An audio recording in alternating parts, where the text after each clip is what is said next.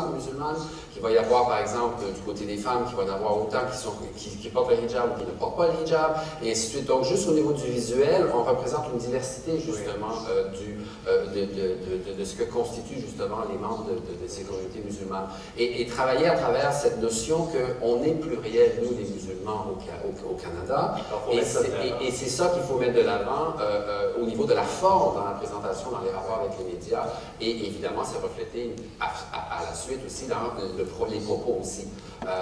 Et puis un dernier exemple, c'est qu'il y a eu, un rapprochement très intéressant justement dans cette même veine d'organisations musulmanes qui ont voulu faire que lorsqu'on parle en décembre là, de la tuerie qui a eu lieu à Montréal et qu'on veut justement commémorer comment je peux dire, la violence faite contre les femmes, c'est un événement d'ailleurs qui est pan-canadien, je veux dire, il y a plein d'organismes religieux, non religieux qui collaborent justement pour faire en sorte qu'on arrête la violence faite aux femmes. Il y a des musulmans de façon plurielle qui sont organisés pour participer également à ce genre d'efforts et de dire que nous aussi on est contre la violence faite aux femmes au nom de nos valeurs islamiques. Alors ça, on commence à aller au-delà de juste parler en tant que musulman et d'aller dans une approche justement d'interdépendance plurielle, de complémentarité, qui fait en sorte que là, petit à petit, les perceptions vont changer.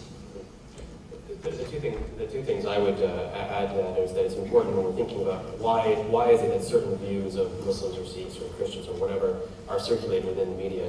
The two structural realities we need to bear in mind is that on the one hand, our journalists, as they're going through their journalism training, expected to become literate in religion. And the answer is no, they're not. It's not really an expected part of their training, at least deep religious awareness. That's the first thing. The second thing is that Joyce Smith, she works at Ryerson, she's contributing a chapter to a book that the three of us are doing together. She talks about the steady erosion of what she calls the religion beat. In other words, there were once upon a time religion writers who had a pretty deep familiarity with the complexity of Christianity, Islam, etc.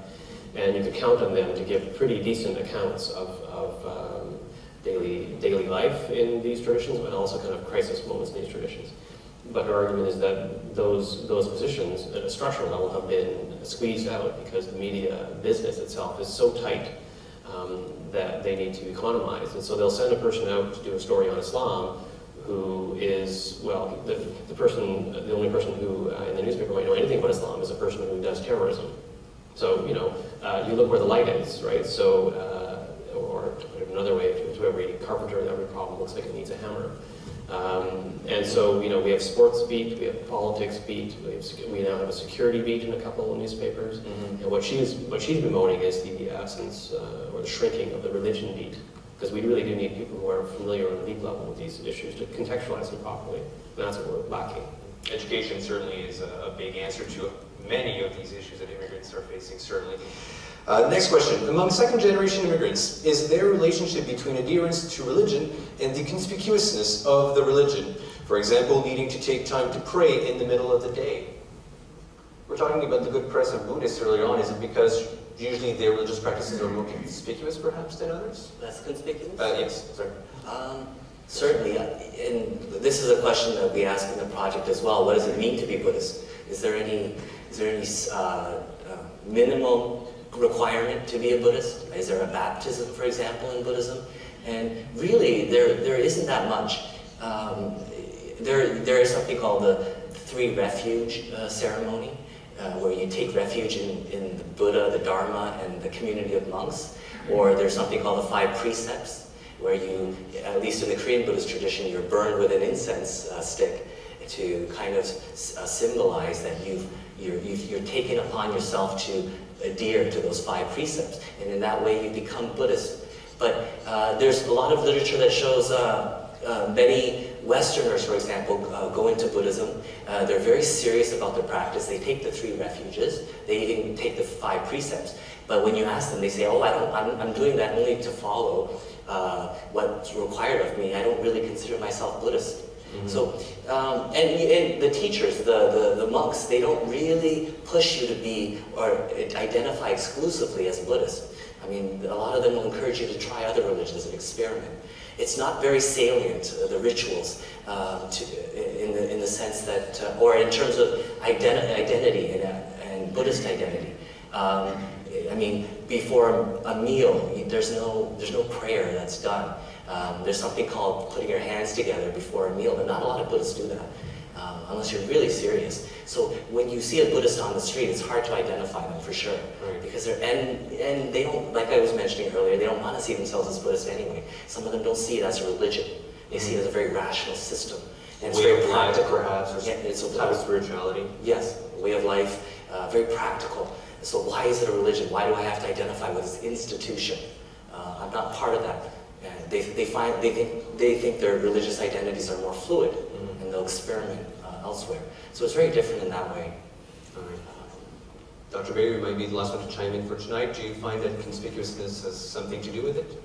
I'm not sure I understood the question. I understood the conspicuousness part. All right, well, is there a relationship between adherence to religion and the conspicuousness of the religion? For example, in Islam, you need to take time to pray in the middle of the day, or in Catholicism, for example, I remember my great aunt. So does that mean are people who practice a religion that can be more conspicuous more likely to practice it, or less likely? Well, is there a relationship between their adherence to the religion and the conspicuousness of the religion? Well, that's not an easy answer. One can't give an easy answer to that because, well, let's take Sikhs, because we talk about Muslims all the time. When Sikhs come in all shapes, sizes, and descriptions, but the ones we all know about are the men who wear turbans. Right. That's a good percentage of Sikhs, but there's an awful lot of Sikhs that aren't like that.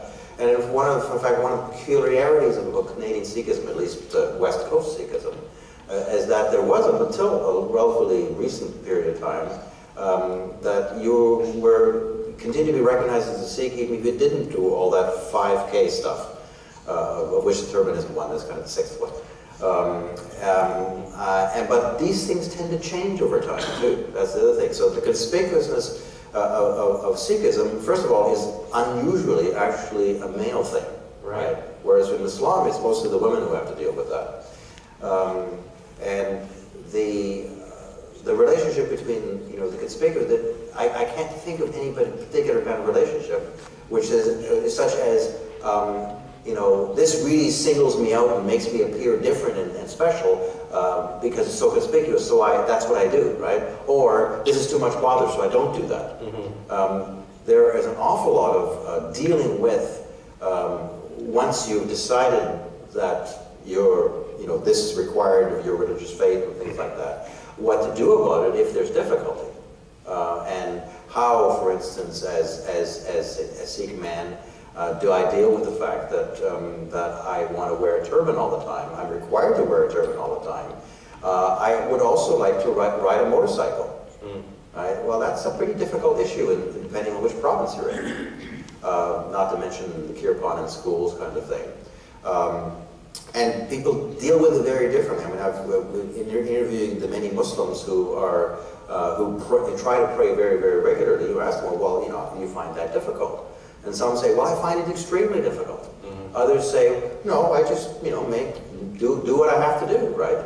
So, for instance, do I have an exam I'm doing a 3-hour exam, prayer time comes on, what I do? Some people will say, I get up and leave the room and do my prayers. Others will say, oh, I can do it afterwards. Right. So there's a tremendous amount of variation in how people understand what it is, what about these conspicuous practices are required or not required, and then how they actually deal with them on a daily basis. All right. Well, thank you very much. On that note, gentlemen, this is the end of our discussion, and this is the end of our series as well. A very interesting evening, and certainly a very enlightening series of conferences. Alors, je vais profiter de l'occasion, mesdames et messieurs, pour remercier des gens qui ont travaillé d'arrache-pied pour que cette soirée soit un succès. First, of course, I'd like to thank our guests tonight, Dr. Peter Bayer, Mr. Glenn Choi, Dr. Patrice Brodeur, Dr. Paul Brandack. Thank you for sharing your findings and answering our questions. I think they deserve a big round of applause.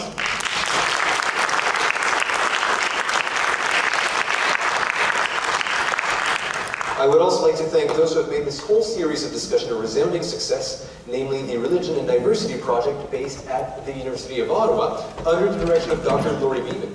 I also wish to thank Dr. Heather Shipley, who has been the driving force behind this series with the Museum of Civilization program team, notably Nicolas Franco and Daniel Desort. I would also like to thank the production crew for all their behind-the-scenes work, of course. Finally, folks, the Gaz et Users Guide exhibition is presented until September 3rd. L'exposition Dieu mode d'emploi est présentée jusqu'au 3 septembre. Il vous reste donc bien sûr tout l'été pour en profiter si ce n'est déjà fait. Pour plus de renseignements, je vous invite à visiter le site web du musée. For more information, please visit the museum's website. My name is Hugues Baudouin-Zumuchel. It was my pleasure to be your MC this evening and for this series of conference. Thank you, merci, bonne soirée.